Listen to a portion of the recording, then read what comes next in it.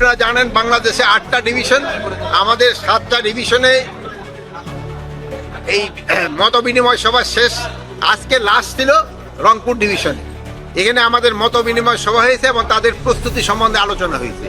এখানে তাদের প্রস্তুতি মাশাআল্লাহ খুবই ভালো।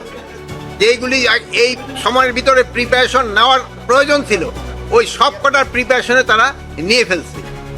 এজন্য এই রংপুর ডিভিশনের সকল কর্মকর্তা কর্মচারীদের আমি ধন্যবাদ জানাই এবং এদের সাথে যারা আইন শৃঙ্খলা বাহিনী আছে জড়িত তাদেরও আমি ধন্যবাদ জানাই।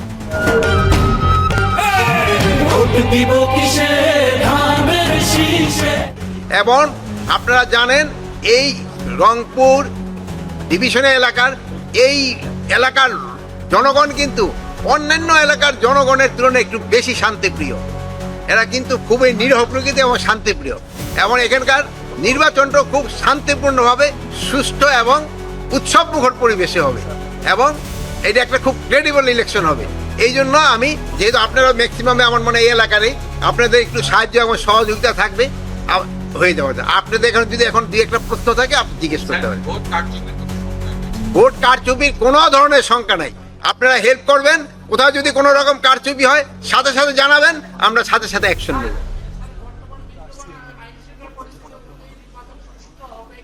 আপনি কি বলেন? আপনারা কি বলেন? আপনি বলেন দেখি, আপনি বলেন, আপনি কি বলেন? আপনি টেলিফোন না করে আপনি বলেন। না না, ওনার যোগ না, আপনি ওনারে প্রশ্ন করছি, একজন আবার যোগ করবেন কেন? উনি বিয়োগ করে।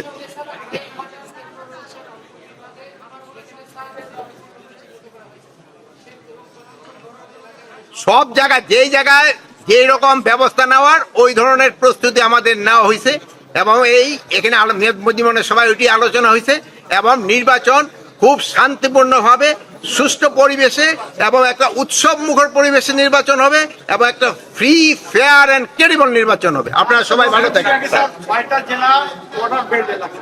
এই বর্ডার বেল এলাকা যেগুলি রয়ে গেছে এই জন্য ওখানে প্রচুর সংখ্যক বিজিবি মোতায়েন করা হয়েছে। কোন জায়গায় কথা শেষ করতে দেন ভাই, আপনি তো জুয়ান মানুষ, মনে থাকবে আমরা বুড়ো হয়ে গেছি, 70-এর উপরে বয়স, পরের প্রশ্নটা ভুলে যাবে।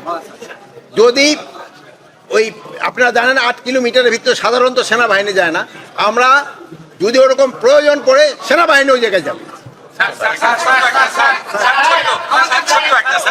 গতকালকে মিডিয়া হাউস থেকে বেশ কয়েকজন সাংবাদিককে তুলে নিয়ে যাওয়া হয়েছে এমন অভিযোগ আপনি নিশ্চয়ই দেখেছেন। না না, আমি এটা দেখিনি।